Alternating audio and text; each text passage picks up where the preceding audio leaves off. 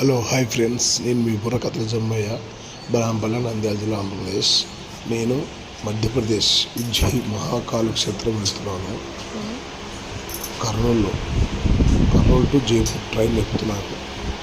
ట్రైన్లో స్లీపర్లో వెళ్తున్నాం. నేను నా భార్య ఉజ్జయిని మహాకాళేశ్వరం గుడి వెళ్తున్నాను.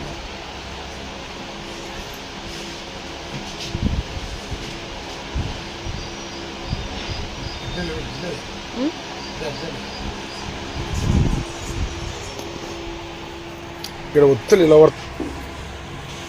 ఈ వీడియో పాపకు పంపిస్తాను.